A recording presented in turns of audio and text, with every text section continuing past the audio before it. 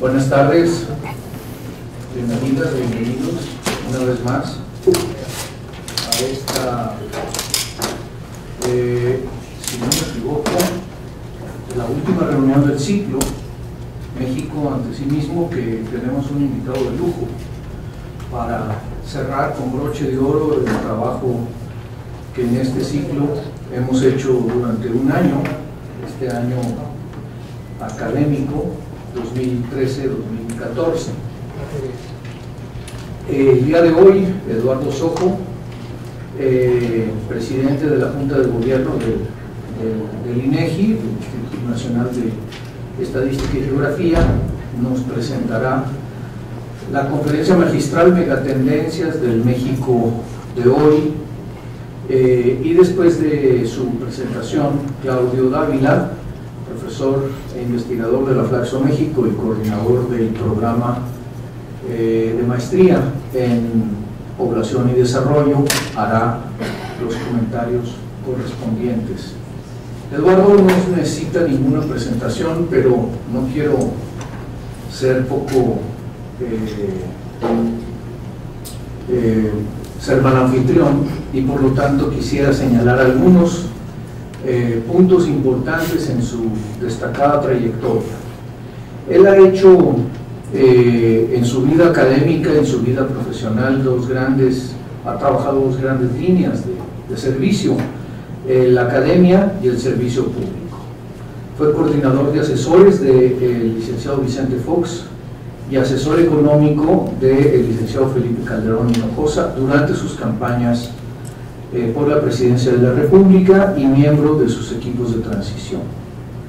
Dentro de la Administración Pública Federal se desempeñó como jefe de la Oficina de la Presidencia para las Políticas Públicas y coordinador del Gabinete Económico durante la Administración 2000-2006 y secretario de Economía de diciembre de 2006 a julio del 2008.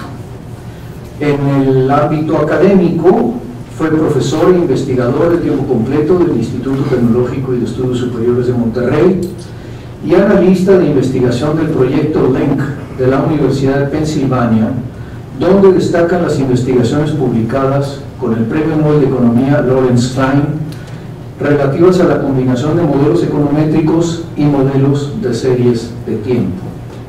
Entre sus publicaciones más recientes destacan dos libros: de la alternancia al desarrollo y políticas públicas en democracia. Actualmente es presidente del INEGI.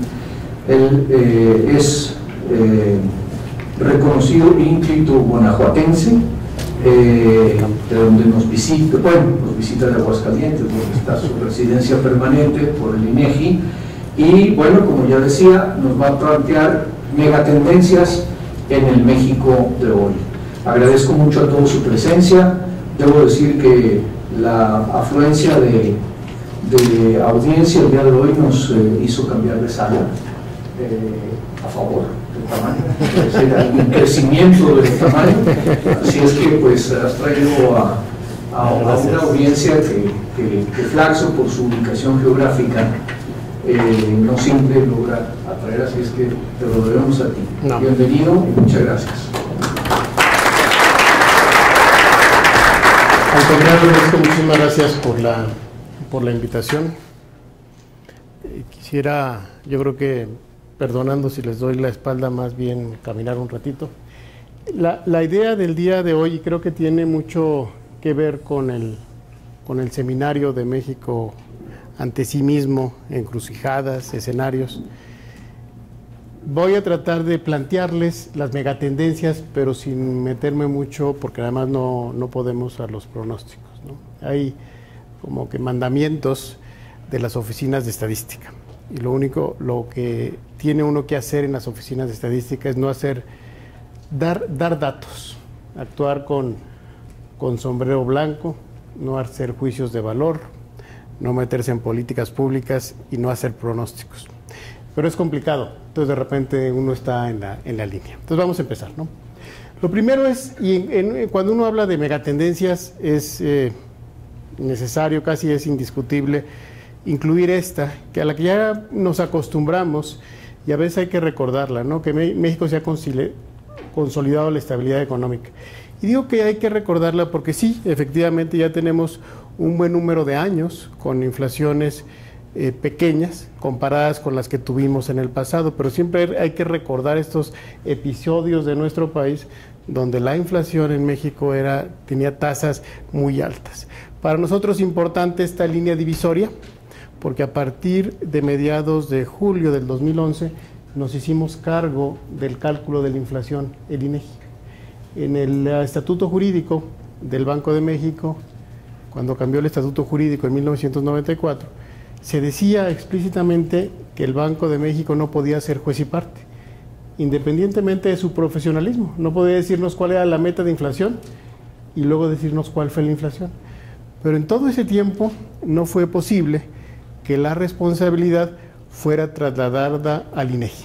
Esto afortunadamente se logró con una gran coordinación con el Banco de México a mediados del 2011. Y lo primero que quisimos hacer fue poner a disposición de la sociedad instrumentos para analizar la información. Y ustedes van a encontrar en la página del INEGI varias herramientas. Este es de Gapminder, que es el creador de todos estos temas de las burbujas, y es una herramienta muy interesante para analizar cómo van evolucionando los precios. La calculadora de inflación, el simulador de la inflación, que puede ser muy útil en la academia, se está utilizando mucho ahí, porque uno puede meter la estructura de su gasto y calcular un poco su inflación y compararla con la media, con lo que está diciendo el INEGI. Pero quizás lo más interesante, bueno, tenemos el mapa de precios, pero lo que se me hace más interesante para muchos propósitos de investigación es esto que se llama precios promedio. Nosotros tenemos 100 investigadoras y casi, debería decir, 98 investigadoras y 2 investigadores, la gran mayoría son mujeres que están todos los días cotizando precios para calcular el índice de precios al consumidor. Y lo que pensamos, bueno, si ya tenemos toda esa información, ¿por qué no ponerla a disposición de los usuarios? Y ustedes van a encontrar en la página del INEGI, por ejemplo, información. Este es un ejemplo de Monterrey. Monterrey, calzado y accesorios, calzado, zapatos, tenis. Y aquí van a tener las cotizaciones individuales que hicieron nuestras investigadoras de precio.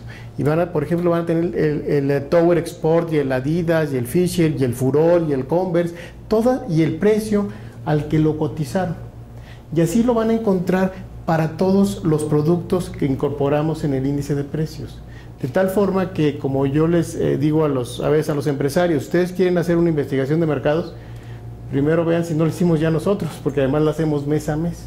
Entonces ustedes pueden tener los datos micro. Evidentemente, aunque sería muy interesante, no podemos decirles dónde se está dando ese precio, dónde lo cotizaron, pero sin embargo ustedes pueden tener la información a nivel micro para hacer cualquier tipo de análisis, ¿no? La segunda megatendencia tiene que ver con nuestra economía.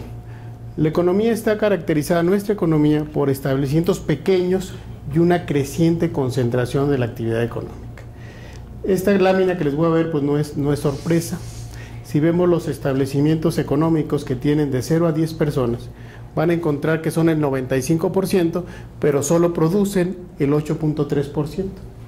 Mientras que los establecimientos grandes, los que tienen 251 y más personas, son el 0.2%, pero producen el 65.3%. Entonces, así está caracterizada nuestra economía: establecimientos pequeños y establecimientos muy vulnerables.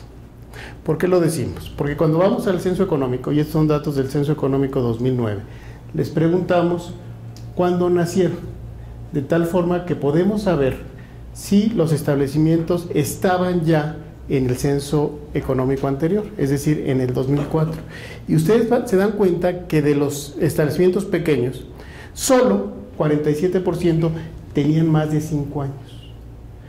Evidentemente con el 86% de los establecimientos grandes. Todo esto nos indica que los establecimientos pequeños tienen una baja esperanza de vida. Y por ello nos metimos a hacer un estudio que no se había hecho en México de demografía económica. Fuimos 3 años después del censo económico 2009, fuimos aleatoriamente a unas áreas geoestadísticas en el país y esas áreas geoestadísticas las censamos.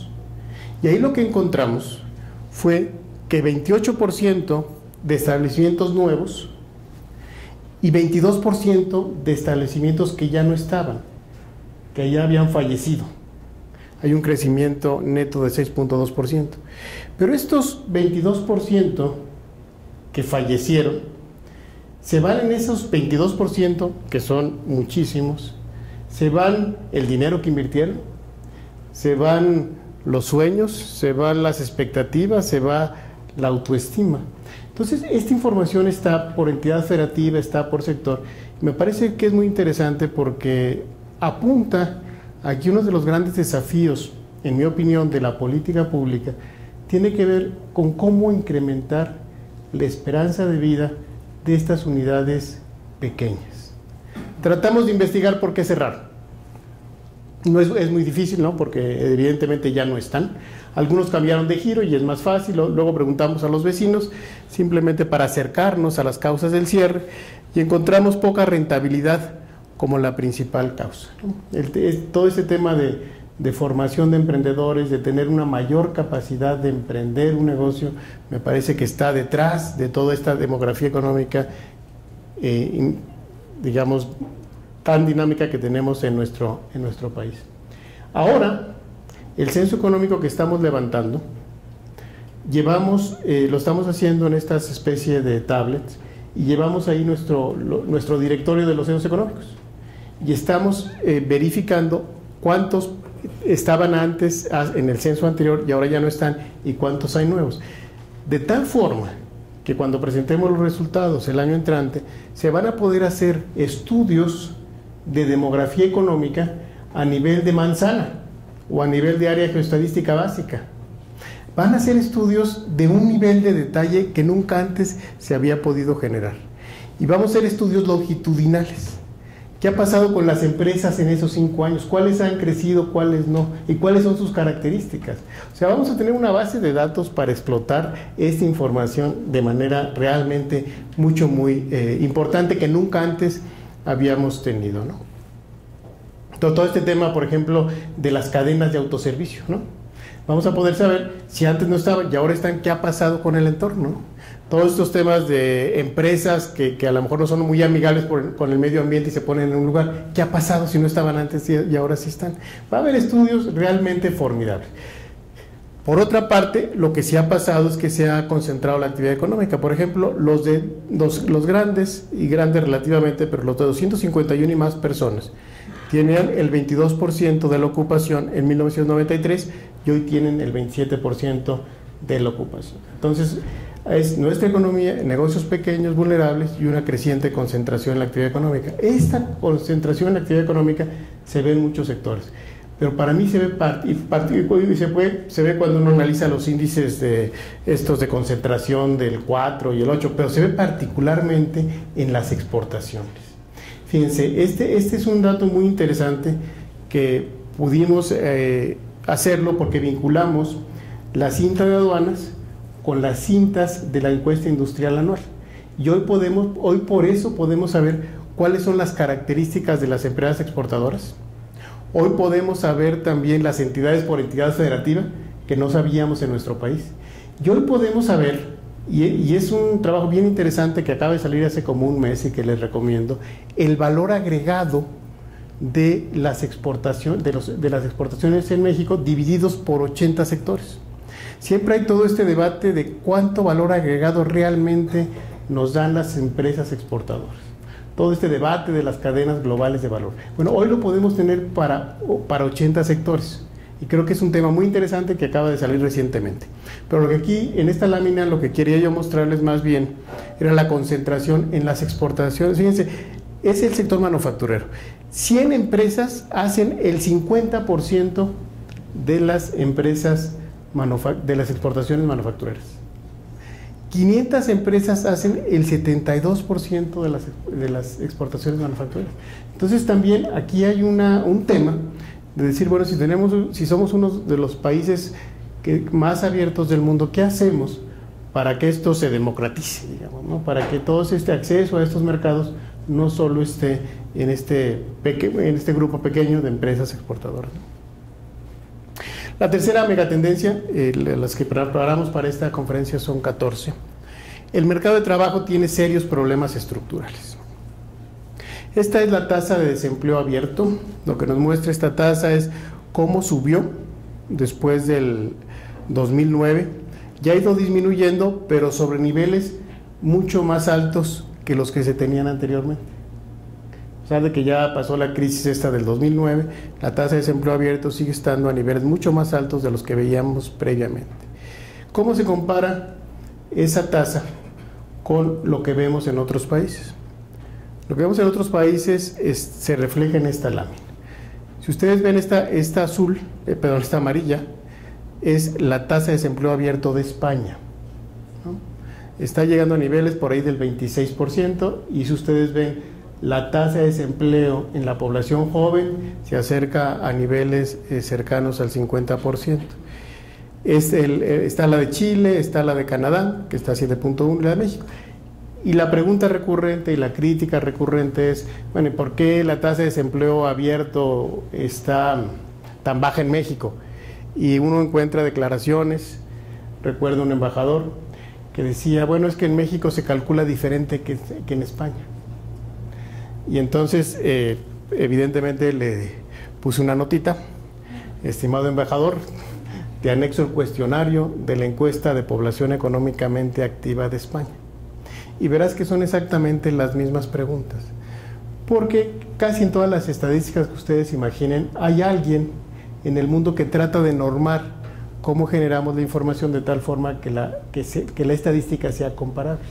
Entonces, no tiene que ver con la metodología, tiene que ver con que tenemos mercados laborales muy diferentes. Y ustedes se dan cuenta por qué, y viene el tema del sector informal, ¿no?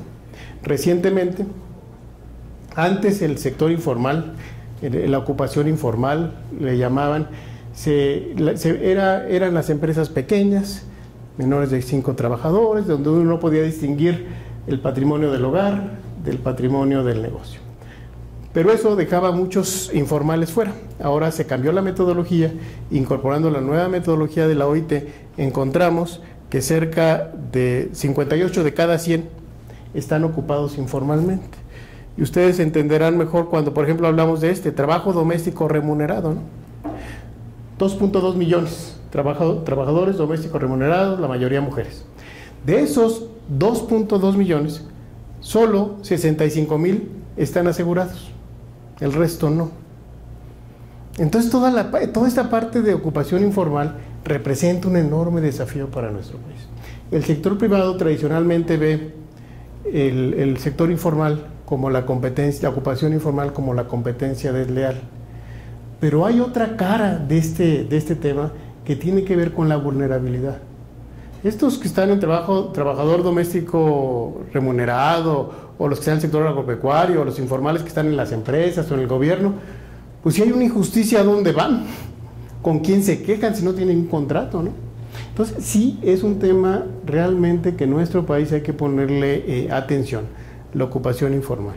Y cuando uno lo ve por entidad federativa, encuentra cosas realmente, yo diría, dramáticas, ¿no? Por ejemplo, en estos estados de la República, en Chiapas, en Oaxaca y en Guerrero, 8 de cada 10 están ocupados, tienen una ocupación informal. Por ejemplo, si hablamos de pensiones, ¿no? Hablamos de pensiones y hablamos de que no alcanzan, de que son muy bajas. Bueno, estos 8 de cada 10 no están ni siquiera ahorrando para su pensión, ¿no? O sea, sí hay temas ahí que están en nuestro país, que tenemos que ir resolviendo en nuestro país. Y también, evidentemente, como era de esperarse, los que tienen más ocupación informal tienen menos tasa de desempleo abierto, y al revés, ¿no? Es un poquito lógico. La cuarta megatendencia tiene que ver con las tecnologías de la información. Se ha incrementado la penetración de las tecnologías de información, pero a niveles insuficientes si la comparamos con el ámbito internacional. Vean esta gráfica, son los hogares con computadora y con conexión a internet, ¿no? Por ejemplo, teníamos en el año 2001, 12% de los hogares tenían computadora, y hoy 36% de los hogares tienen computadora. 6% de los hogares tenían conexión a internet, y hoy 31% de los hogares tienen conexión a internet. Ve uno esta lámina y dice, la verdad, hemos hecho un gran esfuerzo. Pero luego nos comparamos a nivel internacional la OCDE y encontramos hogares con conexión a internet y estamos hasta acá abajo, ¿no? Estamos abajo de Turquía, estamos abajo de Grecia, por ejemplo. Vemos con la otra, esta no va a pasar, la parte de acceso a computadora, 30% México, pero vemos acá cómo estamos con Turquía y con Grecia. O sea, estamos abajo. La verdad es que sí se ha hecho, cuando ve uno la lámina de cómo ha evolucionado esto, da gusto cuando uno se ve comparado a nivel internacional, empieza uno a preocuparse. ¿Por qué?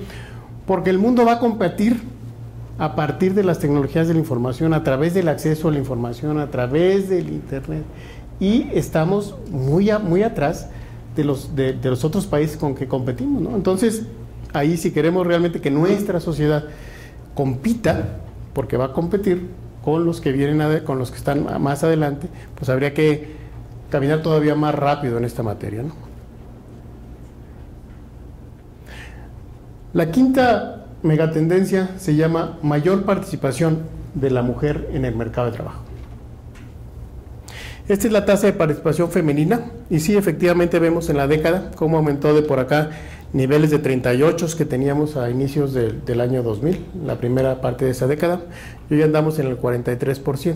Es la población en edad de trabajar que está incorporada al mercado de trabajo. Entonces, efectivamente, se ha ido incrementando, pero todavía está a niveles muy abajo comparado con los hombres, ¿no? Para cualquier grupo de edad que veamos, esta es la tasa de participación de los hombres, la participación de las mujeres, entonces todavía se ve que falta un largo trecho. Esto se ve exactamente opuesto cuando hablamos ya no del trabajo como lo conocemos normalmente, sino cuando hablamos del trabajo familiar no remunerado, de lo que hacemos en el hogar, de lo que se hace para la limpieza, para el cuidado de los niños, para todo lo que se hace en el hogar. Así nos da la tasa de participación en el trabajo familiar no remunerado. Y esto es un tema importante, porque cuando un agricultor siembra frijoles para el autoconsumo, sí lo medimos en las cuentas nacionales. Pero el autoconsumo de servicios, lo que se hace en el hogar, mayoritariamente por mujeres, no está incorporado en el Producto Interno Bruto. Entonces hicimos un esfuerzo por medirlo. ¿Cuánto valdría?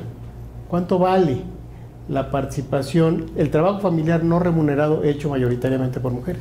Y nos encontramos que nuestra economía tendría un tamaño 20% más grande, nuestro PIB sería por 20% más grande si consideramos el valor de lo que autoconsumimos de servicios en los hogares como trabajo familiar no remunerado. Esa es la buena noticia. La mala noticia es que está totalmente desequilibrado, ¿no? En horas de trabajo, el 78.8 lo hacen las mujeres y 21.2 los hombres, y aquí está en el valor económico. Entonces, está terriblemente desigual. Si quisiéramos que la mujer realmente se incorporara más al mercado laboral, algo tenemos que hacer en los hogares, porque el trabajo que se hace en los hogares está muy desequilibrado. Y ese es bien interesante, y ojalá si alguno de ustedes está interesado se meta, porque lo tenemos ahí separado en la limpieza, en la alimentación, en el cuidado de los niños, cuidado de los adultos, y no les ganamos ni en las finanzas en los hogares. Ahí nos acercamos, pero aún ahí es más lo que se hace por parte de las mujeres que lo que se hace por parte de los hombres, ¿no? La sexta megatendencia es continuará disminuyendo la tasa de crecimiento continuará disminuyendo la tasa de crecimiento de la población, pero a un ritmo menor de lo esperado. Vamos a ver qué quiero decir con esto. Bueno, estas son las cifras de las proyecciones de CONAPO. Las proyecciones de CONAPO que hasta el año 2050, ¿no? Y como ven, va a ir creciendo la población, pero a tasas cada vez menores. Sin embargo, lo que se esperaba, y yo creo que tasas menores, pero mayores de lo que estábamos esperando con las proyecciones del 2005. Si ustedes se dan cuenta, si comparan la tasa de crecimiento poblacional con el censo del 2010 y con las proyecciones del 2005, vemos, estos son la línea blanca, es el censo y proyecciones basadas en el censo 2010. El crecimiento promedio anual entre 2000 y 2010 lo ubica CONAPO en 1.4 y el crecimiento de la población entre 2010 y 2020 lo ubica CONAPO en 0.9. Las proyecciones que se hicieron basadas en el conteo del 2005 ubicaban que el crecimiento iba a ser 1 y 0.7. Es decir, estamos creciendo más de lo que se esperaba hace algunos años. Y hay dos razones muy importantes de eso. La primera tiene que ver con una mayor fecundidad. Esta es la tasa global de fecundidad, que es el número medio de hijos que se espera tenga una mujer a lo largo de su vida reproductiva, de acuerdo a las tasas de fecundidad por edad observadas en un momento dado. Entonces, el número de hijos que se espera tenga una mujer a lo largo de su vida reproductiva. Y en las proyecciones de población de hace algunos años andábamos en 2 y la fecundidad no bajó a ese nivel. La fecundidad la traemos ahorita en 2.2 hijos por mujer. Entonces la fecundidad no bajó como se esperaba en las proyecciones. Y la otra diferencia tiene que ver con la migración. Esta es la tasa neta de migración, ¿no? Y fíjense cómo aquí traíamos una pérdida neta de mexicanos de cerca de 500,000, y es lo neto. O sea, lo que pasa en el ámbito migratorio, y yo no soy, por supuesto, ni me considero para menos experto, pero significa que 1 millón se iban y 500,000 volvían. O sea, esta es la tasa neta, ¿no? Es una cosa realmente impresionante. Pero vean cómo bajó. Y ahora algunos, particularmente en Estados Unidos, algunos investigadores lo ubican ya en el equilibrio. La estimación que tenemos nosotros es que anda por aquí la migración neta. Pero sí, cuando se proyectaron aquí la población a futuro, lo que se asumió es que iba a continuar en el mismo ritmo. Es decir, que íbamos a seguir perdiendo 500,000 mexicanos cada año, y eso no pasó. Entonces, por eso también está creciendo la población más ahora de lo que se esperaba hace algunos años, ¿no? Vamos a la séptima. Si bien la población en México es en promedio joven, estamos iniciando un proceso de envejecimiento rápido de la población. Vean, esta es la pirámide de población que tenemos en el 2010. Y la pirámide, bueno, pirámide o lo que sea, porque ya perdió la figura, que vamos a tener en el 2050. Cuando vemos a la población de 65 años y más, así nos da, de acuerdo a las proyecciones de población. Es 6.2%, en el 2010 fue lo que captamos en el censo, va a pasar a 7.7 en el 2020, aquí 7 millones, digamos, son de 65 años y más, van a ser 10 millones, 14 millones, 19 millones, 24 millones en el 2050. Entonces sí somos una población joven, porque cuando comparamos estos parámetros con otros países, vemos lo que pasa. Vamos a llegar a lo que tiene hoy Estados Unidos o Nueva Zelanda en el año 2050. Vamos a llegar a lo que tiene Chile en el año 2030. Entonces, esto les ilustra que efectivamente somos una población joven. Sin embargo, algo que me llama mucho la atención es la velocidad de envejecimiento. Eso se ilustra en la siguiente lámina. Eso se ilustra, bueno, esto fue una ilustración, aquí autoría de Guillermo, pero eso se ilustra en esta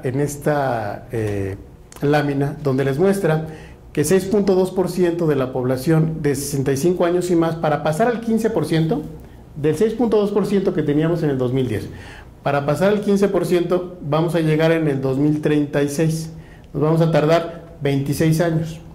A Francia, lograr ese brinco le tomó 115 años. A Estados Unidos, lograr este brinco le tomó 69 años. Quiere decir que sí somos un país joven, pero el proceso de envejecimiento va a ser más rápido y por tanto vamos a tener menos tiempo para prepararnos. Y ahí viene el enorme desafío que tenemos. Algo se ha hecho, y y nos metimos un poco al tema. Hicimos una encuesta de envejecimiento de la población, que de los que se dedican a la generación de información es una belleza, porque fuimos, fue creo que en el 2000, ahorita a ver si está aquí, fue en el 2012, fuimos a encuestar a los que habíamos encuestado 10 años antes. Tomamos el listado, la muestra, que todavía afortunadamente se tenía, y fuimos a visitarlos.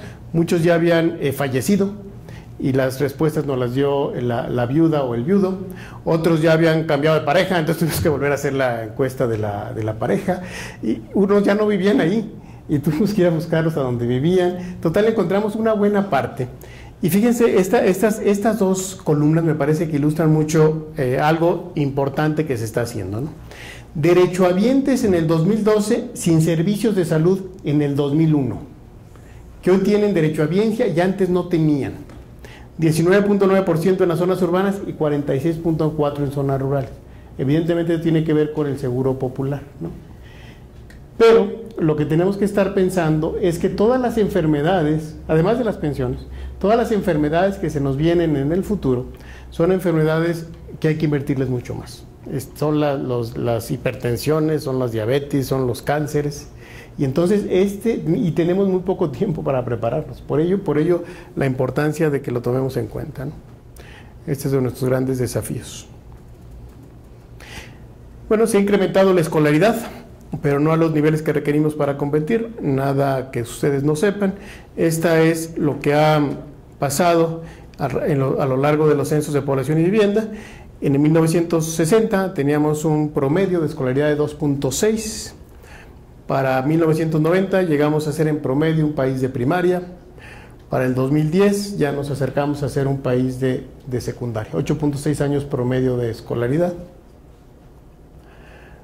Cuando los comparamos con otros países, pues vemos que todavía tenemos ahí enormes desafíos. Por ejemplo, aquí está Chile, que tiene 10 años promedio de escolaridad. Aquí está Estados Unidos, que tiene 13 años promedio de escolaridad, ¿no? China es un poco más bajo, 8.2, muy cercano a nosotros. ¿Cuál es la buena noticia? La buena noticia es una estadística que se conoce como esperanza de vida escolar. Y es lo que puede esperar un niño o una niña en México hoy que tenga 6 años. El promedio es 13 años de escolaridad, es decir, primero de profesional en promedio. Lo que significa que efectivamente las generaciones que vienen van a ser generaciones muy diferentes a las nuestras. Y por supuesto aquí viene todo este tema de preocuparnos por la calidad. Pero sí, la esperanza de vida escolar que tiene una niña o un niño hoy en México es de 13 años. Una niña o una niña de 6 años. La novena ha disminuido en materia de salud. Buscamos qué incluimos en materia de salud, evidentemente hay muchísimos indicadores, pero dos que están en los indicadores de objetivos de desarrollo del milenio y que son frecuentemente utilizados es la mortalidad materna y la mortalidad infantil. Y se ha disminuido la mortalidad materna e infantil, pero tenemos enormes desafíos. Esta es la mortalidad materna, que son las defunciones por cada 100,000 nacidos vivos. Son las mujeres que mueren durante el embarazo o en el embarazo, ¿no? Y andábamos en el 88.7 mujeres por cada 100,000 nacidos vivos en 1990.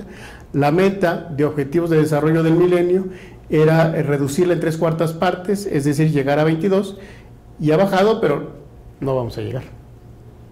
La meta era para el 2015. Y aquí nos vamos a quedar aquí. Entonces, aquí todavía tenemos grandes desafíos en mortalidad materna. ¿Cómo vamos en mortalidad infantil?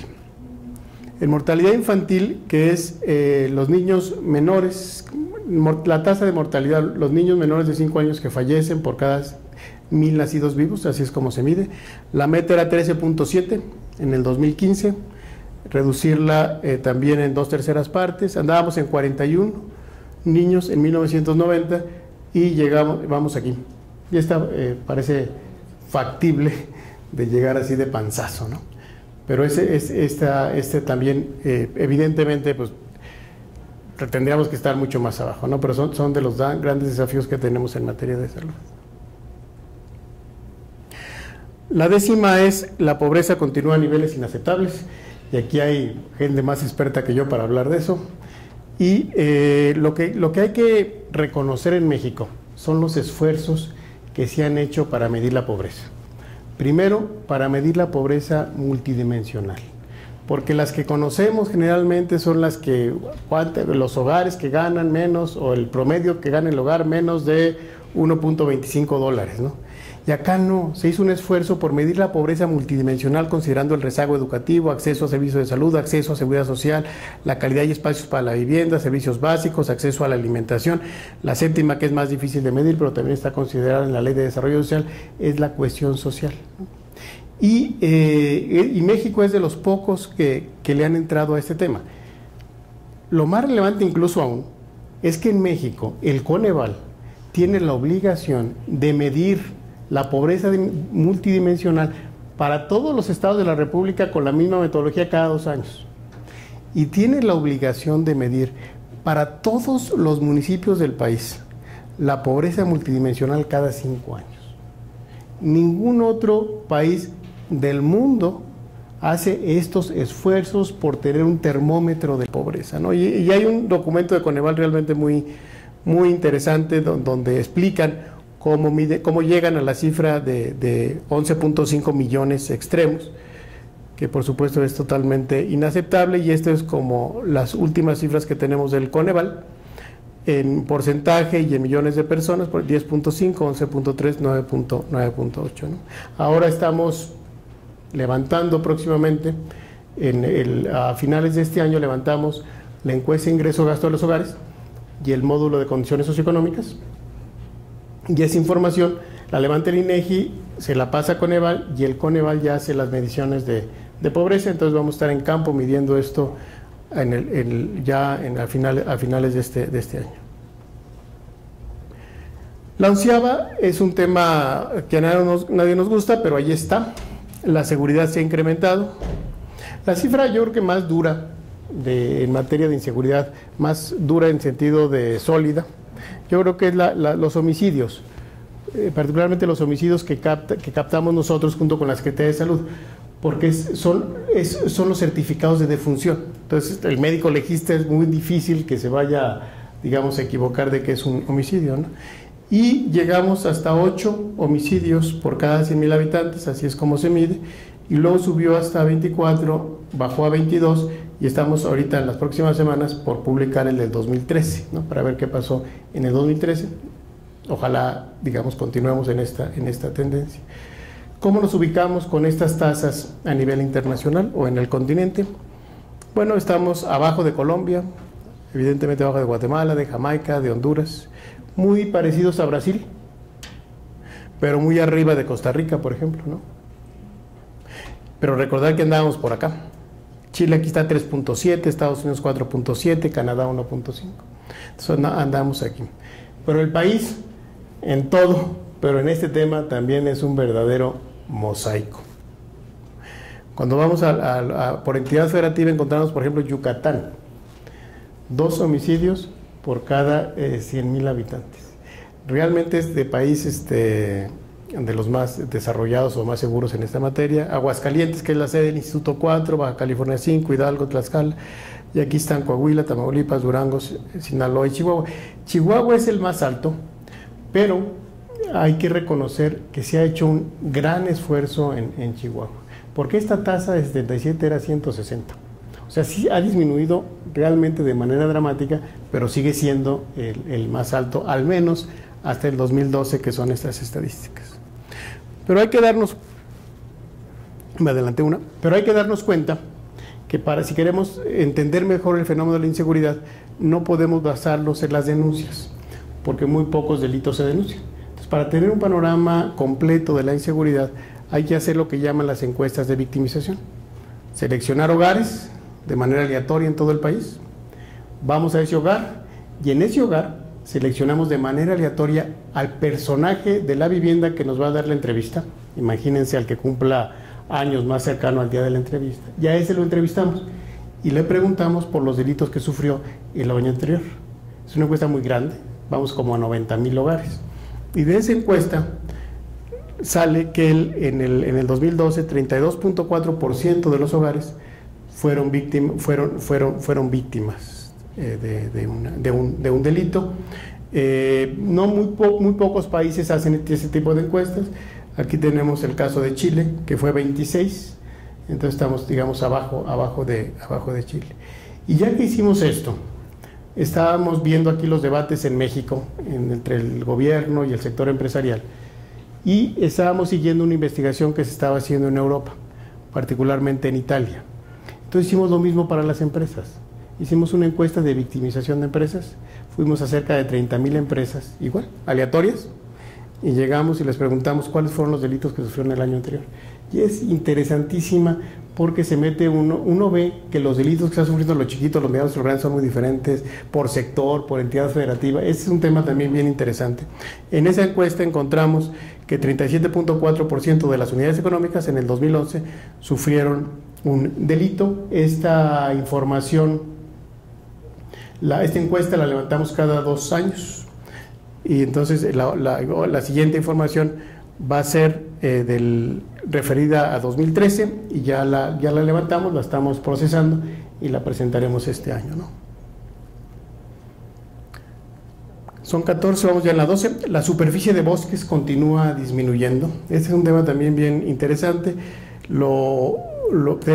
Uno puede ir evaluando, afortunadamente a través del tiempo, en el área de geografía del instituto tenemos lo que se llaman las cartas de uso de suelo y vegetación, y tenemos 5 series, una serie con base 85, 93, 2002, 2007 y 2011. Es un trabajo enorme porque hay que, no solo las imágenes satélites, sino que hay que hacer trabajo de campo. Y vean lo que venía pasando, y en los últimos años ya se ha estabilizado, digamos, la disminución de los bosques. Desafortunadamente no se ha, como vemos aquí, se ha estabilizado, pero todavía seguimos perdiendo bosques, de acuerdo a esta última información que presentamos, y está muy relacionado con la superficie agrícola. Si ven la caída de la superficie de bosques en nuestro país, y la superficie agrícola, pues están muy relacionados, ¿no? Aquí habría que, digamos, el desafío es dar la vuelta, ¿no? Que ya no estemos perdiendo, sino que empecemos a recuperar zonas boscosas. El 13 es un tema que nosotros le llamamos estadística experimental, porque no hay normas a nivel internacional, y tiene que ver con la clase media. ¿Recuerdan ese libro de Luis Rubio y Luis de la Calle, México, país de clases medias, ¿no? Entonces dije, bueno, pues son buenos amigos, pero estos cuates, como le dijeron, pues no hay una... ¿Cómo defines clase media, no? Si no hay una norma. Entonces dejamos que los datos hablaran, ¿no? Y encontramos que los datos hablaran de gasto, hicimos clústeres y luego tratamos de separar lo que era clase media y clase baja. Y encontramos que en México hay el 3% de los hogares clase alta, 42 clase media y 55 clase baja. En personas es 2, 39 y 59. Luego hicimos una evaluación que había pasado en el tiempo, del 2000 al 2010, y sí vemos que se incrementó la clase media, tanto en hogares como en personas. Y cuando vemos zona urbana y zona rural, vemos que en la parte urbana Luis Rubio y Luis de la Calle andaban sí aproximándose al menos a los resultados de esta investigación. 50% de los hogares se consideraban no autoadscripción, de acuerdo a estos datos, eran de clase media, ¿no? Pero cuando nos metemos al sector rural, pues evidentemente las cosas cambian de una gran manera.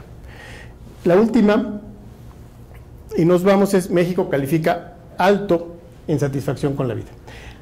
Hay un debate a nivel internacional que dice, en términos resumidos, que el Producto Interno Bruto, como lo conocemos actualmente, es un indicador el más exitoso, pero no es un indicador completo para medir el progreso de las sociedades. Que debemos incluir otros indicadores de desarrollo sustentable, por ejemplo, que debemos incluir otros indicadores de calidad de vida, educación, salud, etcétera. Y dentro de lo de calidad de vida hay un indicador que ha estado muy de boga últimamente, que tiene que ver con eso, con satisfacción con la vida. ¿Cómo nos sentimos? ¿Qué tan felices? El balance afectivo, durante el día, qué tan tristes, qué tan alegres, qué tan tranquilos, qué tan enojados, ¿no? Entonces nos metimos a esta investigación, también todavía como estadística experimental, y encontramos lo siguiente, algo que todo el mundo ha encontrado. En México, cuando sacamos estas estadísticas, siempre calificamos muy alto. Esta es satisfacción con la vida y el promedio fue 8.1. Y quizás más importante, cuando hablamos de vida familiar, 8.6. Hasta en una escala de 0 al 10, en vida familiar estamos muy satisfechos con la vida. La de acá, más complicada situación económica. Acá, que también para los investigadores yo creo que representa un desafío. En país, 6.8. La pregunta es, ¿qué tan satisfecho te sientes con el país en el que vives? Y está hasta abajo. Y sí, como México no hay dos, pero a la hora que nos preguntan, estamos, entonces hay algo, debe haber algo ahí. Otra cosa que me llamó la atención, que somos un país de obesos, pero nos calificamos muy bien en apariencia, 8.2. Otra cosa importante de esta encuesta es, ¿qué es lo que nos causa? ¿Qué es lo que nos causa felicidad? ¿Qué es lo que nos causa satisfacción con la vida? Y fíjense, este está bien interesante. Este es alcoholismo y drogadicción. El eje de las X es satisfacción con la vida. El eje de las Y es balance afectivo, ¿no? Alegrías versus tristeza, etcétera. Y vean, drogadicción y alcoholismo pues nos pegan, ¿no? Este triangulito. El que más nos pega en satisfacción con la vida es violencia intrafamiliar. Ahí seguramente porque es repetitiva, ¿no? Pero hasta abajo, man. Otro tema interesante es la parte generacional, fíjense. Cuando sentimos que tenemos un mejor nivel de vida que el hogar donde crecimos, hasta arriba en satisfacción con la vida. Cuando pensamos que nuestro nivel de vida es inferior del hogar en el que crecimos, hasta abajo. Entonces el progreso generacional pega mucho en estos estados de ánimo. El de acá, lo que más satisfacción con la vida nos da es ser independientes en materia económica. Que no tengamos que pedirle al papá, ni al hermano, ni al vecino, ni al banco. Que ser autosuficientes nosotros en materia económica es lo que más pega, de acuerdo a esta investigación preliminar en satisfacción con la vida. Y este último es de realizó ejercicio físico competitivo, también en principio ayuda en satisfacción con la vida lo del ejercicio, y hay muy poca información sobre el tema. Y yo creo que es importante, y por eso ya nos metimos también y publicamos unas estadísticas de ejercicio físico, activación física. Y hay unos parámetros de la Organización Mundial de la Salud, que ustedes ya dirán si son barcos o no, pero significa que en una semana nos ejercitamos al menos 3 días con ejercicio físico competitivo 75 minutos entre los 3 días o en los 3 días ejercicio físico moderado 150 minutos. Caminar, por ejemplo, ¿no?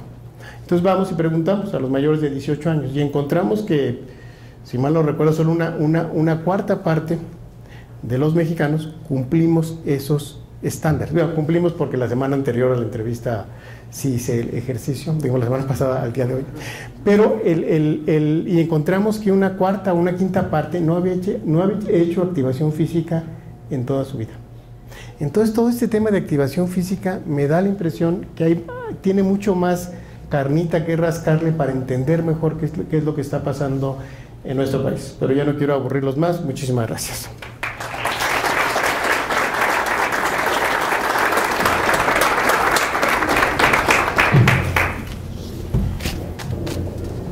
Eduardo, muchas gracias. Interesantísima presentación. Y quiero darle ahora la palabra a Claudio Dávila. Él es profesor de la Flaxo México y coordinador como ya decía, del programa de maestría en población y desarrollo. Él tiene una maestría y un doctorado en demografía y en estudios de población por el Colegio de México, y bueno, ha participado en un sinnúmero de investigaciones a pesar de su juventud. Él está en las estadísticas ahí en un lugar privilegiado, y bueno, tiene también una producción académica e intelectual de publicaciones muy importante. Sin profundizar en eso, le doy la palabra para sus comentarios. Por favor.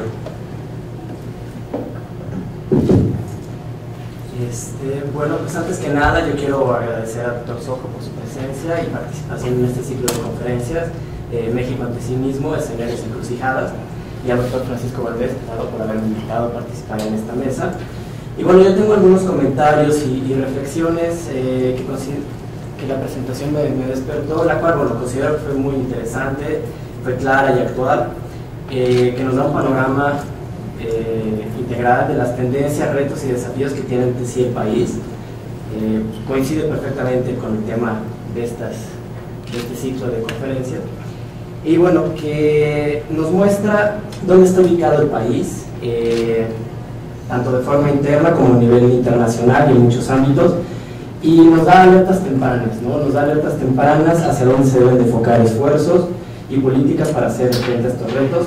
Además presenta mucha información de manera sintética y con un conocimiento amplio acerca de las tendencias económicas, demográficas y sociales de México actual. Quiero resaltar la relevancia de muchos de los temas que se trataron, así como la clara interrelación que hay entre muchos de ellos, y algo que es muy importante, que todos estos análisis que realizó de las megatendencias descansan en datos duros, ¿no? En censos de población, en encuestas y todo eso.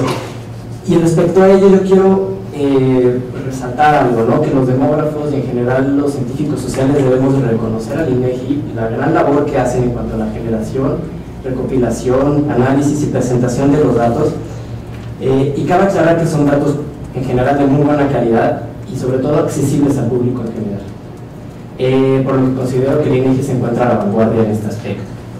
De hecho, en mi breve tiempo como demógrafo he intentado realizar estudios comparativos, especialmente con otros países de Latinoamérica, y me he tropezado con varias dificultades a veces para encontrar los datos de funciones o de población, o si están disponibles estos datos muchas veces no se pueden desagregar por edades quinquenales o edades individuales, o simplemente presentarlos o tenerlos en la forma en que al investigador mejor le convenga para realizar sus cálculos, lo cual, pues bueno, con INEGI, con herramientas por mencionar algunas como los cubos dinámicos o las consultas interactivas de datos, eso se resuelve, ¿no?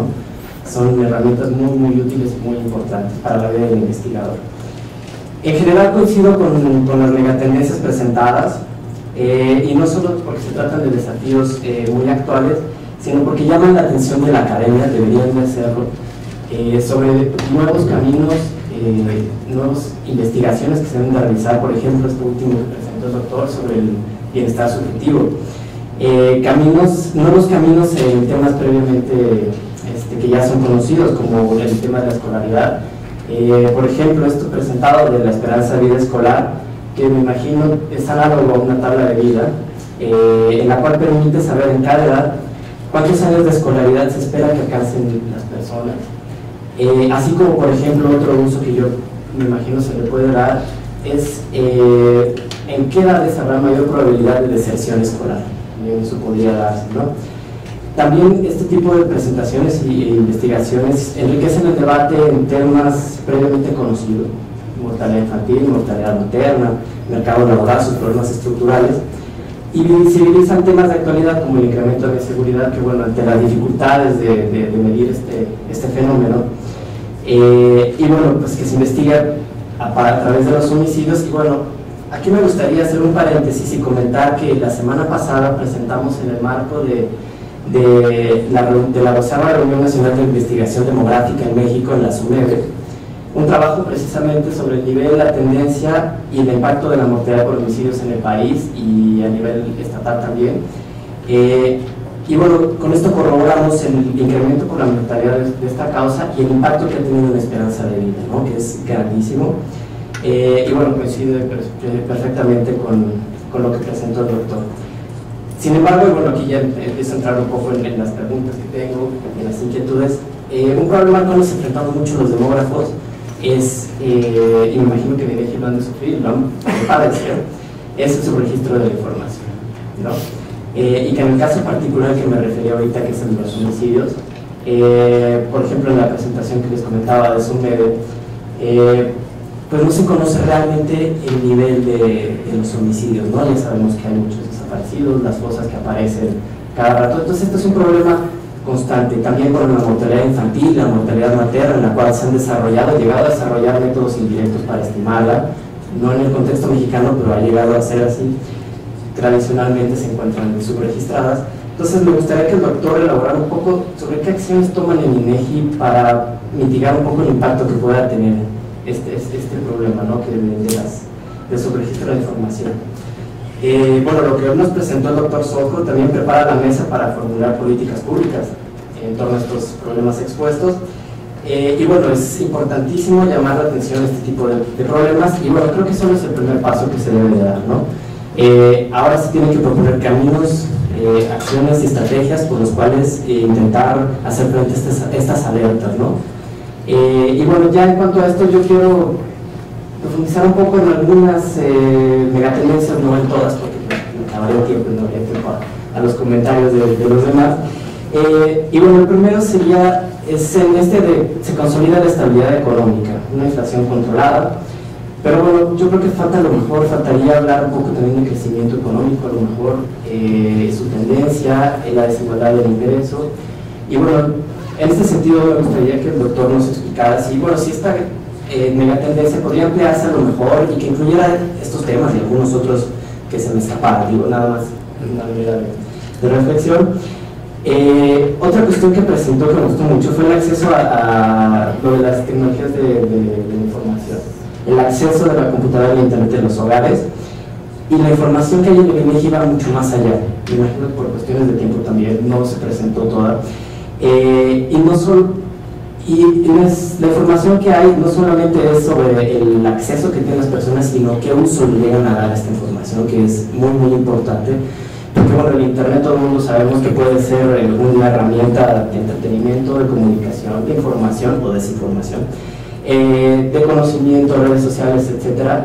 Entonces es tan importante el incrementar el acceso de las personas y de los hogares al internet, como también saber en qué lo están utilizando. Y yo creo que muchas acciones deben de ir hacia eso, ¿no? Enfocarnos a que el uso de la red del internet es una herramienta de conocimiento también. Es un tema que creo que puede quedar abierto a debate y de investigaciones también futuras. Ahora bien, un poco más las demográficas. En la megatendencia 6, en cuanto a la tasa de crecimiento de la población, bueno, se comenta que pues no se redujo la fecundidad como se esperaba, y bueno, por eso hubo esta gran diferencia. Hay que tomar en cuenta que CONACO hace proyecciones, no es la realidad. Por eso hubo esta diferencia de 4 millones, ¿no? También en parte por esto y la migración, entre lo que INEGI censó y lo que se proyectó, ¿no?, en su momento en CONACO. Pero bueno, ¿qué causas y razones hay por las que no se redujo la fecundidad? ¿Por qué no llegó a los niveles que habíamos esperado? Esa es una pregunta que yo lanzo. También en cuanto a la migración, otro tema muy muy importante, como vimos, el saldo neto migratorio se incrementó, estaba a niveles de perder 500.000 de personas anualmente, y ahora estamos en niveles mucho más altos. Y bueno, a mí esto implica que en nuestro país la gente no está migrando, o se están regresando, o los están regresando más. Entonces, bueno, yo preguntaría, ¿qué causas hay detrás de estos cambios en el saldo neto migratorio? ¿Se pueden explicar solamente a través de las políticas fronterizas restrictivas, la crisis económica en Estados Unidos, o hay otros factores detrás de ello, ¿no? Tengo un par de reflexiones más, una es más en el corto plazo y una más en el largo plazo. Son reflexiones que a lo mejor me pueden tildar de negativo, pero me surgieron al estar escuchando y haber visto la presentación. Y bueno, como sabemos, este tema del crecimiento poblacional es de vital importancia para el país debido a las consecuencias que trae. En el corto plazo destaca que va a haber más población en edades laborales en el territorio nacional, ya que la migración, y esto tiene que ver con la megatendencia 6, se ve de cierta forma como una válvula de escape, ¿no? Porque la gente que migraba es en su mayoría personas en edades laborales.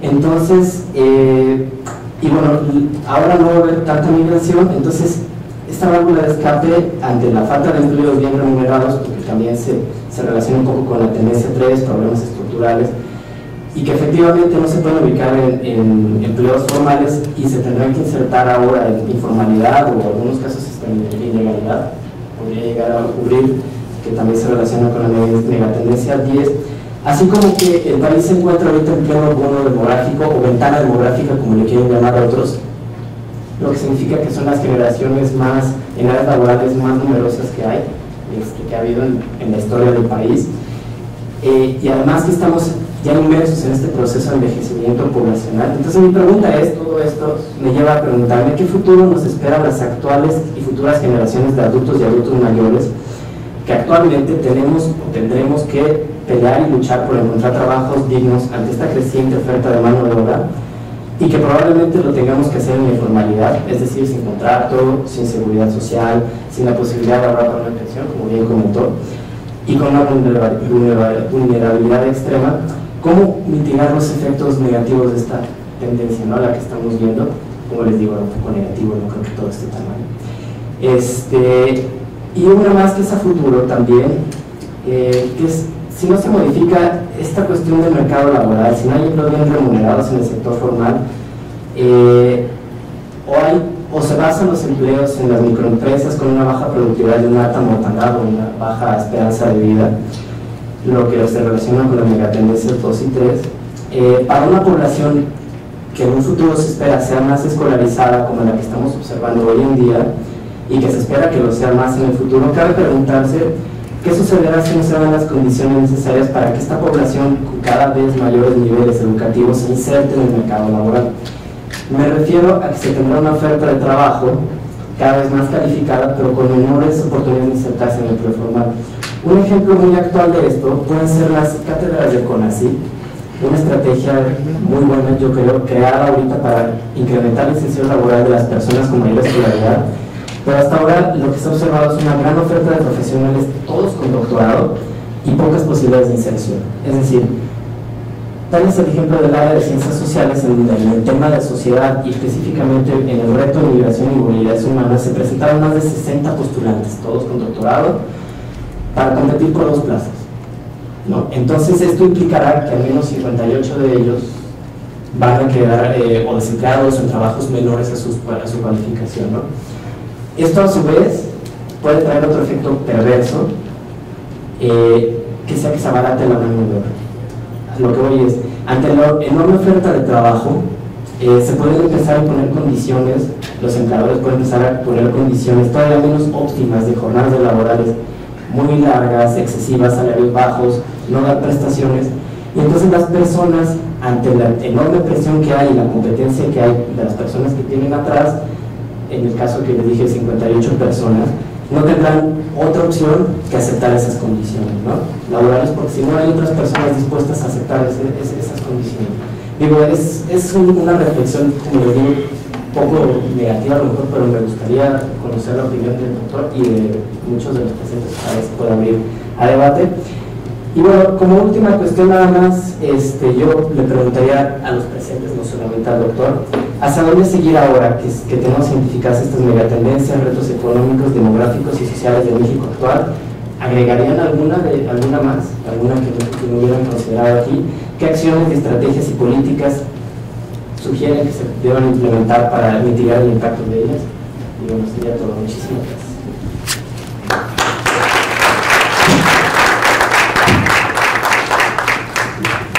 Bueno, según la costumbre, quiero darle la palabra de nuevo al doctor Sojo para que responda o reaccione a los comentarios del comentarista formal, y después abrimos un espacio para comentarios y preguntas. Lo haré breve. Me gustó mucho el tema, el concepto de alertas tempranas. Yo creo que en muy buena medida eso hacemos en el instituto, ¿no? Generamos alertas tempranas sobre muy diversos temas. El otro concepto que también me gustó en los comentarios es el de datos abiertos. Realmente la política de datos abiertos va a permitir cosas inimaginables para los investigadores y para mucha gente. El ejemplo que traigo a colación fue algo que conocí muy recientemente, que es es al mismo tiempo es una crítica al INEGI y algo positivo, porque surgió de repente una página que se llama INEGI Fácil. Y ese es una crítica, bueno, entonces el chiste es que nosotros no somos fáciles, ¿no? Bueno, es una crítica. Pero todos pudieron hacerlo porque están todos los datos abiertos. está toda la información. Entonces pudieron agarrar la información del INEGI y transformarla, ¿no? Y creo que esto es la tendencia, y ojalá muy pronto tengamos todas las dependencias de la administración pública datos abiertos que puedan realmente transformarse, ¿no? El INCO tomó la información de la encuesta de ocupación y empleo y hizo ahí algo de carreras más rentables, etcétera. Creo que eso ojalá nos podamos montar en toda esta tendencia de datos abiertos, y ciertamente es lo que el INEGI quisiera hacer, ¿no? Subregistros, sin duda. Hay muchos, son registros administrativos, y estos son los problemas de los registros administrativos. Se han mejorado mucho, pero efectivamente hay subregistro. El que más se ha estudiado, y hay una investigación publicada muy interesante de subregistro, es de los nacidos, de los nacimientos, porque muchas veces no se registraban hasta que llegaban a primaria. ¿Y qué pasaba si fallecían en el camino, ¿no? Entonces, el registro se ha mejorado mucho las estadísticas vitales y los certificados de nacimiento por parte de la Secretaría de Salud, pero sí hay un tema que siempre cuando analizamos registros administrativos, siempre tenemos que pensar qué tan bueno es el registro. Yo creo que han mejorado mucho, pero ahí está el tema. Lo de los homicidios, sí, lo que tú dices es cierto, ¿no? Los que están en las fosas y ese tipo de cosas que de repente se encuentran, y pues ya inclusive las tenemos en un mes diferente al que pudieron haber fallecido, pero no creo que sea de magnitud tan grande para afectar los grandes números. Sí, totalmente de acuerdo, la presentación está incompleta, habría muchas otras que decir, y tú mencionaste cosas importantes que tendríamos que poner sobre la mesa. El crecimiento y la distribución del ingreso, sin ninguna duda. El tema de tecnologías de la información, ahí les recomiendo que se metan a la página, es el módulo que tenemos, le llaman Moduti, módulo de tecnologías de la información, y tiene datos muy interesantes de lo que mencionaste. Ahora que estamos muy cerca del Mundial, voy a mandar 2 preguntas a Corner. La parte de las causas de por qué no bajó la fecundidad y la migración, como nosotros no nos metemos a las causas, la mandamos a correr así más fácilmente. Proyecciones de población es un tema inacabado en el país. Yo espero que mi mandato termina en el diciembre del 2015, pero espero para esa fecha haber resuelto este tema de que en México hagamos proyecciones de población cada 5 o cada 10 años. Ya tenemos estadísticas vitales y tenemos estimaciones de migración, tendríamos que estar actualizando las proyecciones de población cada año, como lo hacemos con el resto de las estadísticas, ¿no? Entonces yo espero que estamos trabajando en ello, y se presentó algo en la SOMEDE, un modelo de simulación dinámica, se presentó ahí en la SOMEDE la semana pasada, ¿no? Para eso estamos trabajando, y sí, las preguntas que nos plantean son preguntas para todos, yo me las llevo a la almohada, ¿qué futuro nos espera? La oferta de trabajo, entonces claramente son temas bien importantes los que planteas. Gracias. Bueno, pues ahora también de acuerdo con lo que hemos venido platicando, abriría la posibilidad de comentarios y preguntas de 3 en 3 para que haya tiempo de reunirlas por parte del doctor Sojo y responder a las mismas. Benjamín Temkin. Ahí hay 3, Miriam Morales y usted. Benjamín Temkin, profesor aquí de Flaxo. Yo estoy trabajando 2 temas de los cuales usted habló, quisiera hacer preguntas específicas. El primero tiene que ver con la última tendencia, la cuestión del bienestar subjetivo. Es una queja, después de decirle que es fantástico que se incorporaron a este esfuerzo mundial por empezar a medir el bienestar subjetivo acá, y que están generando estadísticas que son comparables internacionalmente. Ahora, entre más países empiezan a medir también esto. Muy bien hecho. Lo único es, lo pusieron junto con la encuesta de Engasto, por lo menos la primera vez que lo hicieron. Sí. Y yo que estaba muy interesado en comparar el impacto de la informalidad, de la cual voy a hablar ahorita en un segundo, con el del ingreso, resulta que no tengo el ingreso. Nada más tengo el gasto. Sí, porque fue en la ingreso. Yo les diría, por favor, que incluyan el ingreso, porque se supone que el ingreso es uno de los factores más importantes y que está siendo discutido en términos de su impacto sobre el bienestar subjetivo, ¿verdad?, para compararlo con otras cosas y no tener que agarrar el gasto como proxy, como representativo del ingreso necesariamente. Es una cosa específica. Una cosa más complicada es que hasta donde yo entiendo, en el mundo se está preguntando no nada más qué piensas de tu país, sino qué piensas, qué tan satisfecho estás con tu gobierno, y resulta ser un factor importante en qué tan satisfecha se siente la gente, el desempeño gubernamental. Y por algún motivo no fue incluido, espero que lo incluyan, no pasa nada, porque se va a estar preguntando continuamente, y se pregunta en todo el mundo, ¿por qué no preguntarlo también acá? Y respecto, a mí me gustaría también, porque quiero investigar el impacto de la participación política, si la gente se siente más satisfecha cuando participa o no. No sé si ustedes pueden preguntar eso, pero en el mundo se pregunta si votaste, o una, dos, tres cositas ahí, para ver si hay alguna relación con el bienestar subjetivo, ¿no? Y ahora respecto a la segunda, muy rápida, que es la cuestión de la informalidad. Yo los felicito por estar midiendo el empleo informal, ¿verdad? Es importante dejar de estar hablando nomás del sector informal. No se han hecho bastantes esfuerzos para que la prensa y demás, que ustedes eduquen a la prensa, que una cosa es el sector informal y otra cosa es el empleo informal, ¿verdad? Porque una de las cosas que se olvidan es que las empresas y el gobierno tienen un alto porcentaje del empleo informal ahí adentro, ¿verdad? Yo quisiera saber más detalles sobre eso. ¿Cuántas son las empresas? Porque todo el mundo habla que hay que formalizar el empleo, ¿verdad? Y todos los empresarios y representantes empresariales quieren que se formalice el sector informal para que haya más impuestos, pero no hablan de formalizar el empleo, oye, en el gobierno, formalizar el empleo en las empresas, ¿verdad? Porque se les cuenta, no, pues que son las empresas y las grandes y emplean mucha gente, y muy a toda, pero hay mucho empleo informal ahí. Podrían empezar por formalizar ahí, lo que quiere decir generar empleos un poco más decentes y mejor pagados, ¿verdad?, que también bajarían el empleo informal en el sector informal.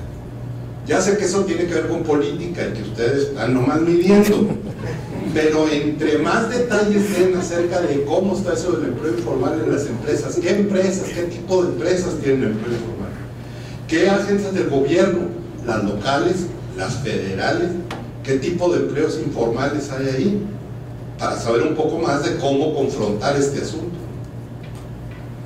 Fuera de eso, fantástica la presentación. Por favor, maestra Morales. Miriam Morales, buenas tardes, doctor Soto. Bueno, un comentario para felicitar al INEGI. Yo no me dedico a las estadísticas como Beni, pero sí me parece que el INEGI es una de las instituciones modernas que tiene este país.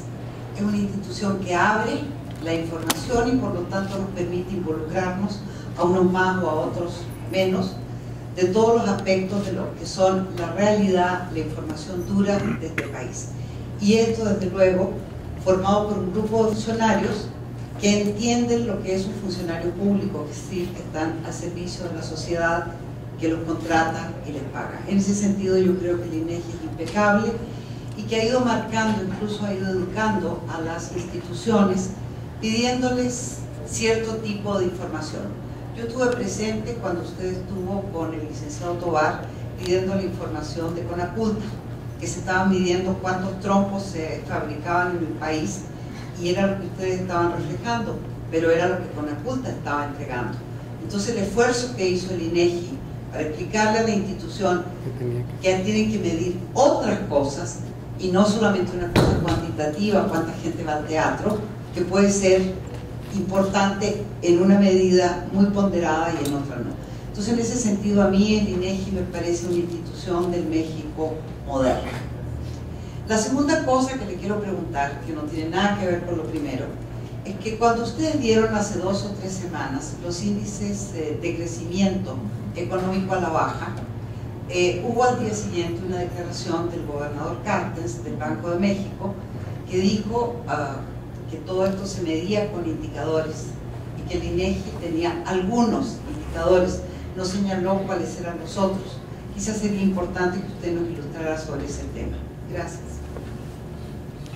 Y la tercera pregunta, por favor, a la señora. Gracias. Mi nombre es Carlos Pérez Bravo, estoy en un área de planeación estratégica de la Comisión Nacional del Agua en el área fiscal. Hace poco tuvimos la presencia del doctor Soco para justamente ver cuestiones de georreferenciación con cuerpos de agua, que eso obviamente nos ayuda mucho a la institución. Y quisiera pues aprovechar también para agradecer el foro, es fabuloso, Flaxo, y aquí en este caso INEGI, que nos permitan acceder a este tipo de pláticas que nos orientan mucho en muchos temas. Eso es muy importante para tener información que nos puede tomar o mejorar la toma de decisiones, ¿no?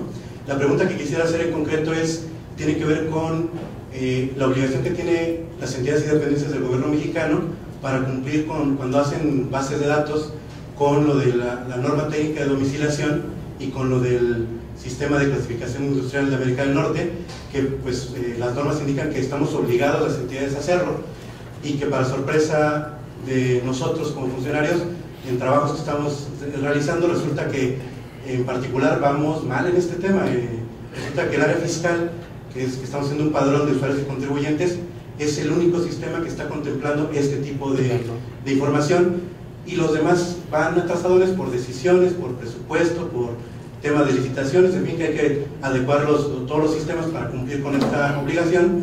La pregunta es, a nivel nacional, ¿cómo vamos en estos temas?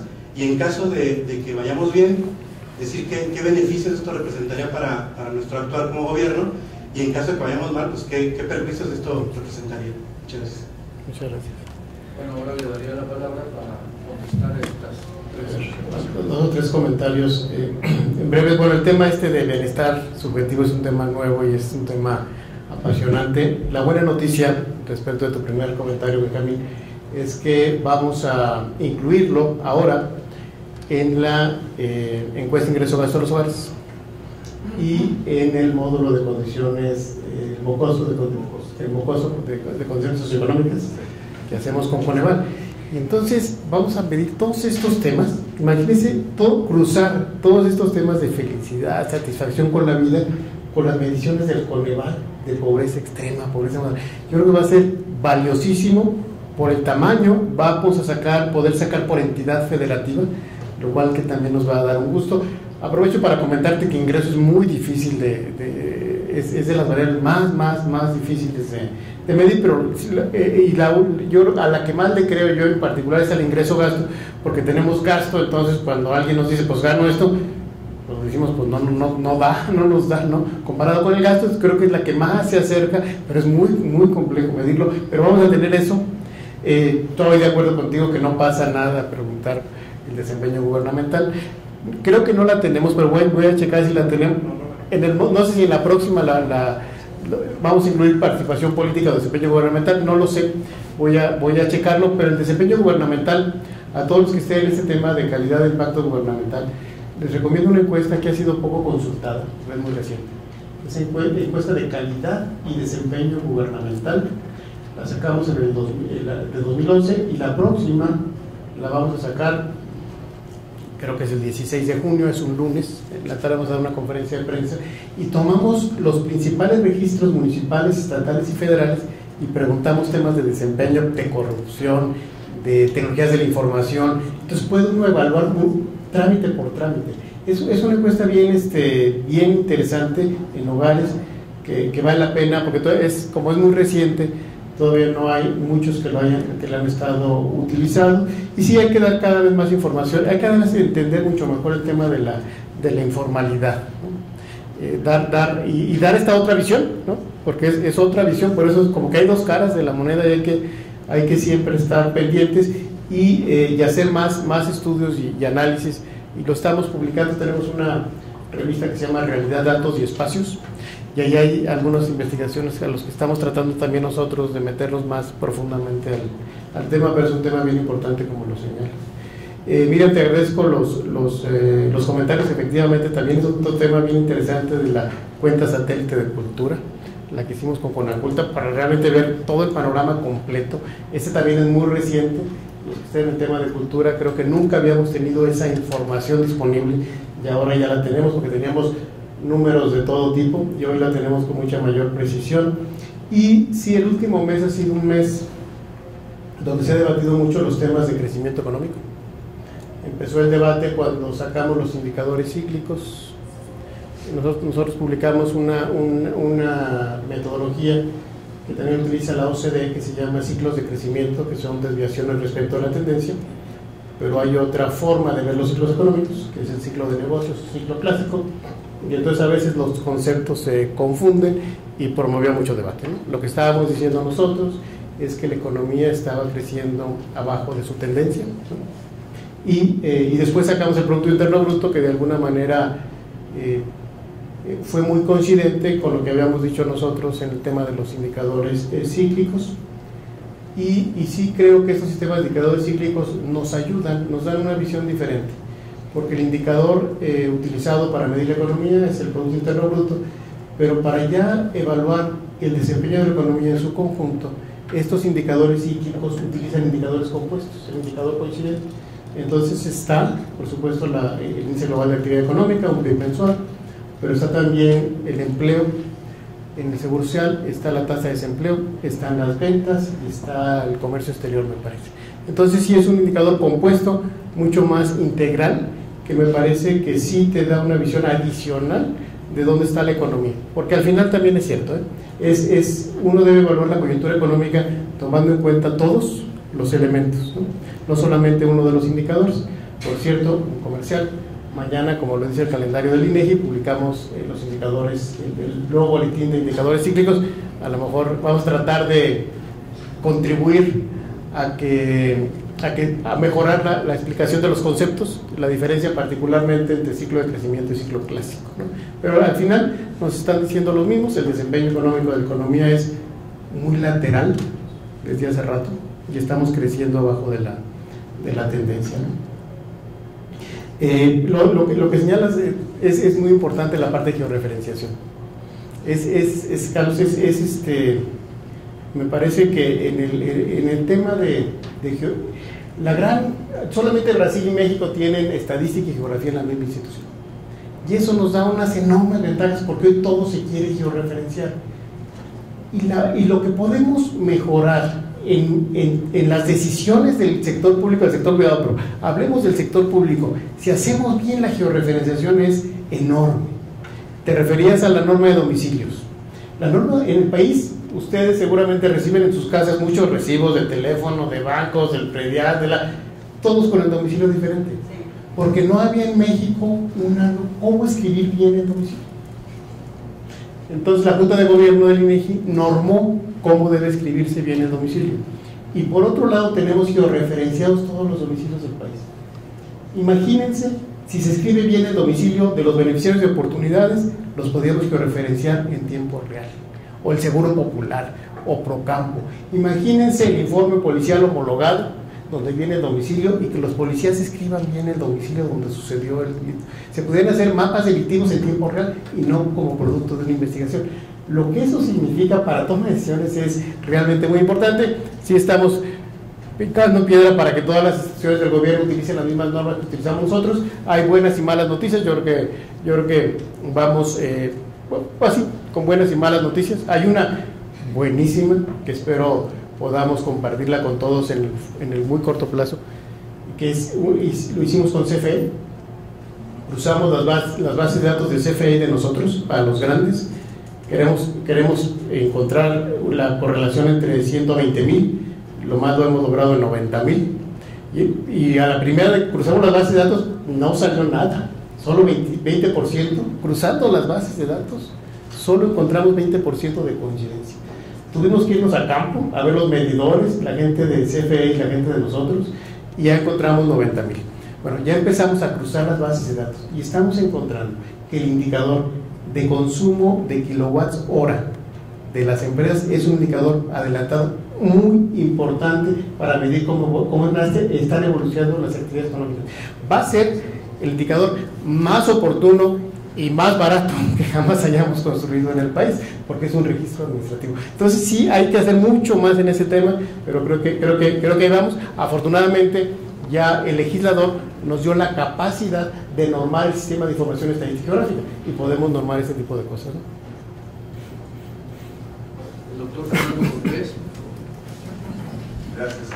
Como viejo profesor de Flaxo, yo quisiera enfatizar el posible uso de la información que ustedes están produciendo en el aula.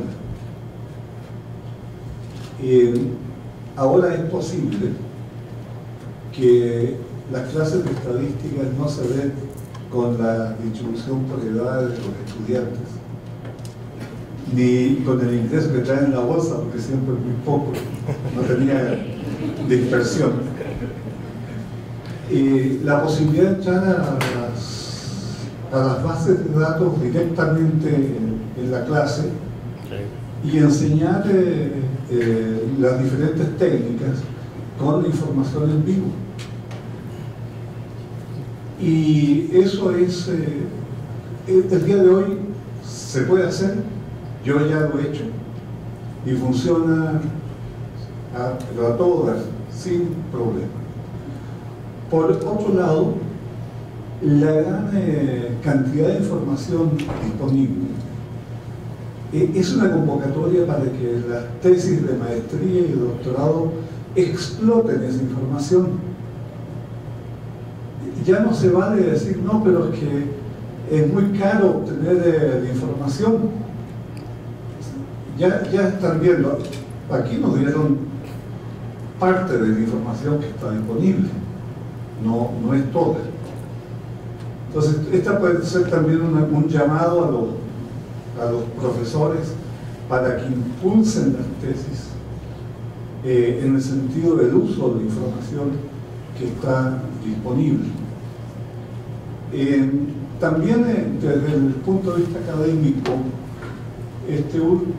los últimos años desde que salió el libro de los Luises, ha habido un debate sobre clases medias donde ha estado muy activo el Banco Mundial, que ha presentado también sus estimaciones.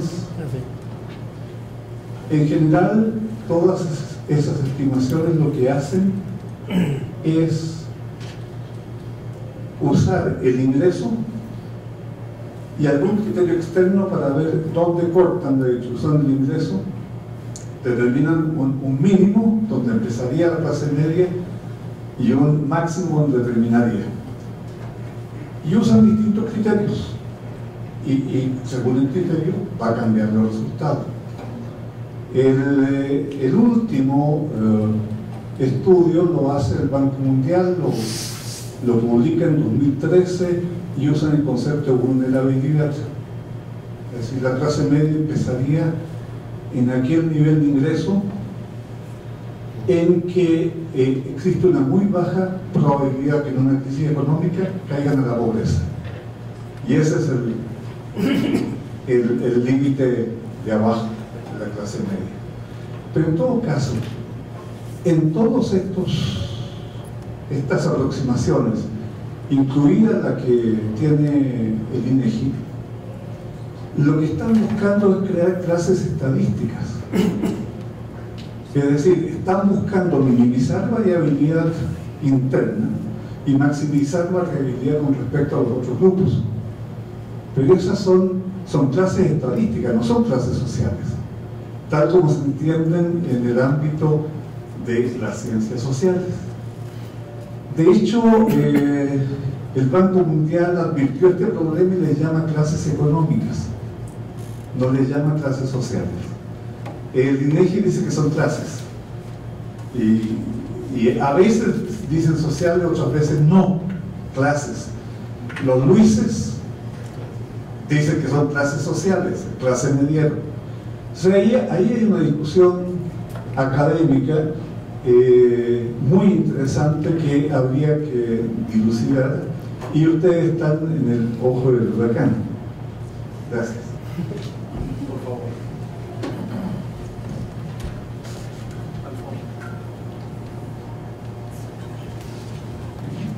Gracias. Soy Carlos Rosso, de la Universidad Autónoma Metropolitana Xochimilco.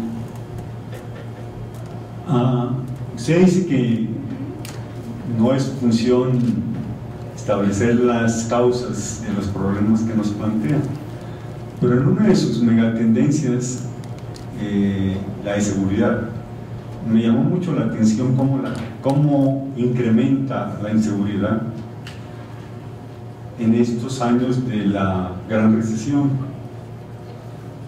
Y me da mucho miedo que de pronto empiece a oír que como viene de afuera, pues no hay que hacer nada, ¿no? Porque lo mismo pasa con la crisis, viene de afuera, pues pobrecitos nosotros. Entonces sería interesante saber, bueno, a qué se deben algunas de estas tendencias.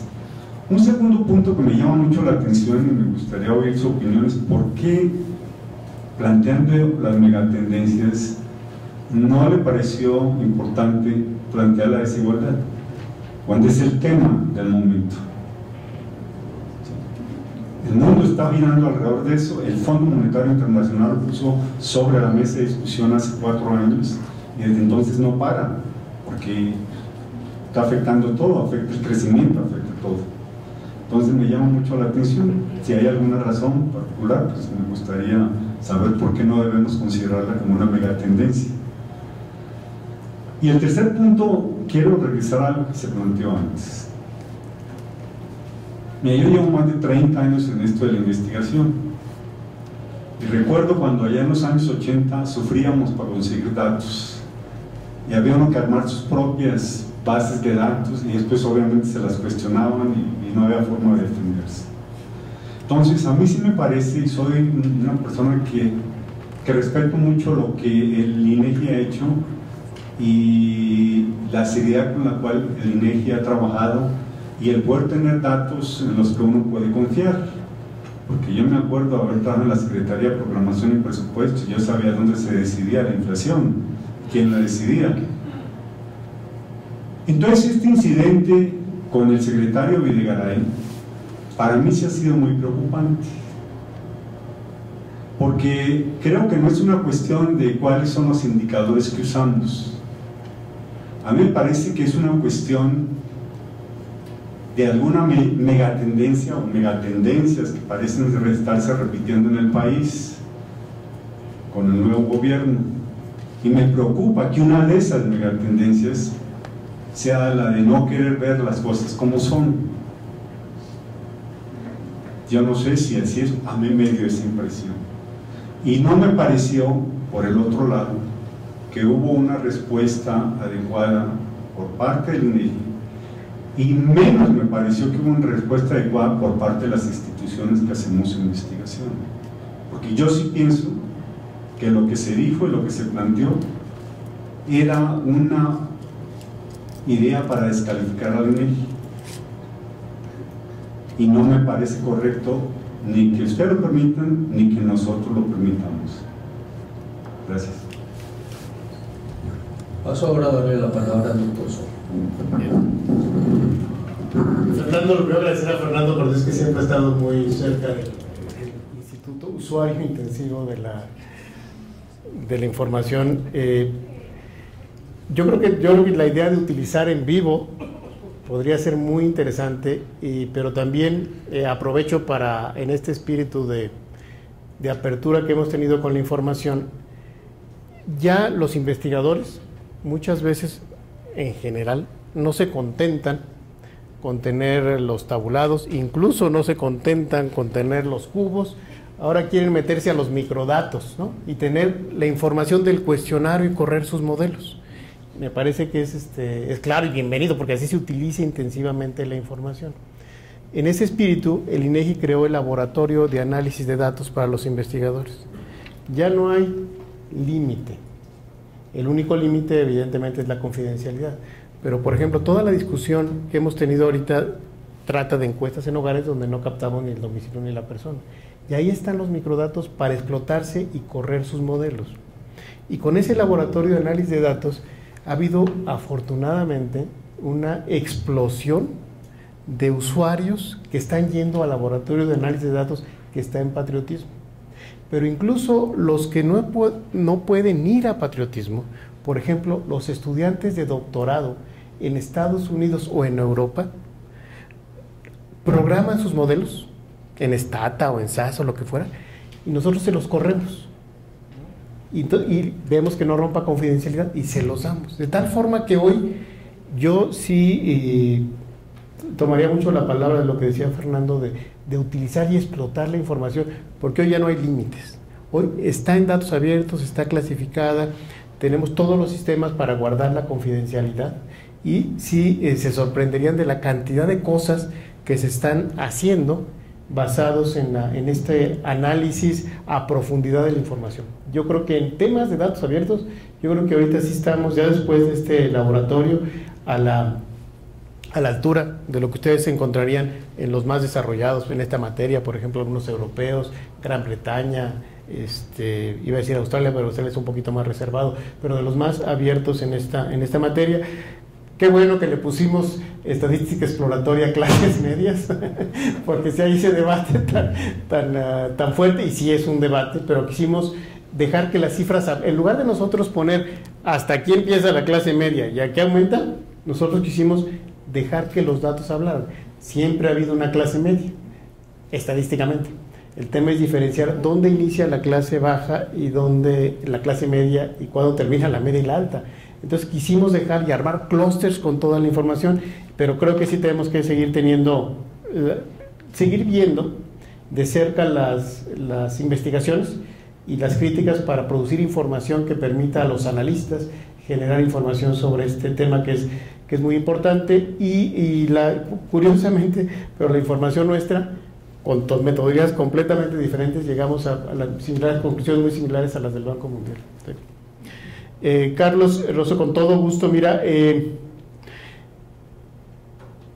déjame pensar, la primera es, hablabas de, puse aquí, sería interesante de que la primera o sobre cuál era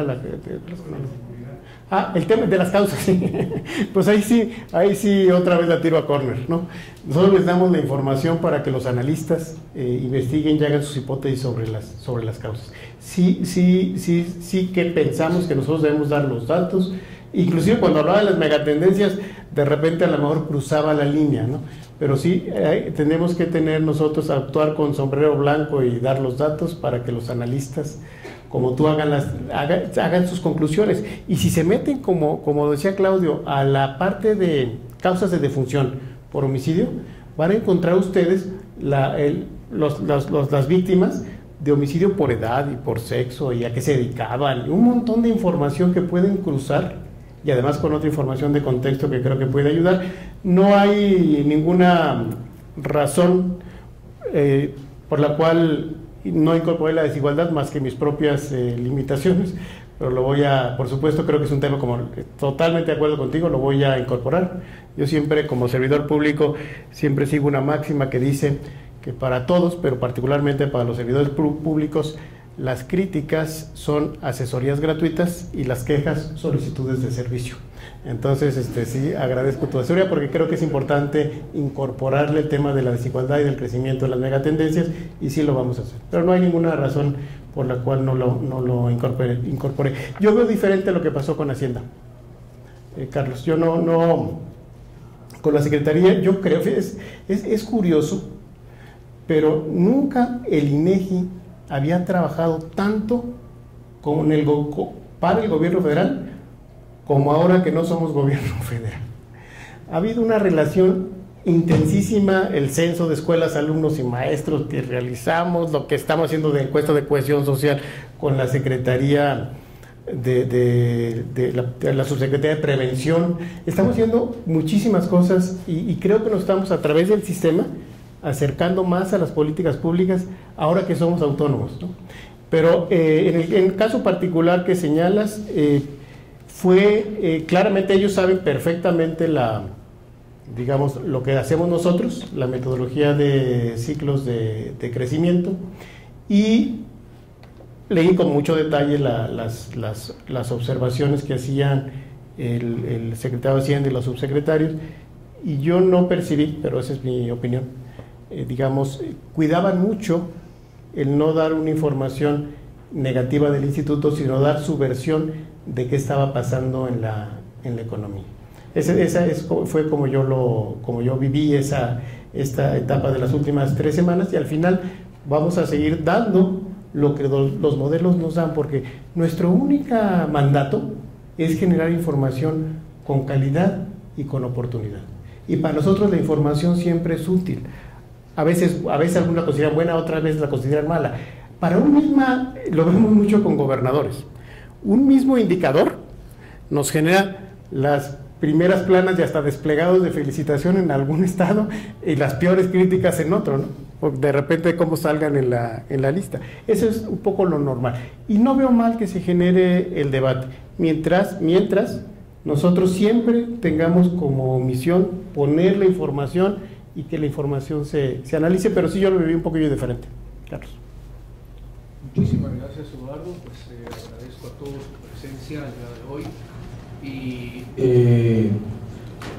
pues realmente estamos muy complacidos de la presencia de Eduardo, de la magnífica conferencia, del diálogo que hemos tenido el día de hoy, y a todos y cada uno de ustedes, y a cada una de ustedes les agradezco mucho su asistencia. Así es que les pedimos a nuestro invitado con un aplauso.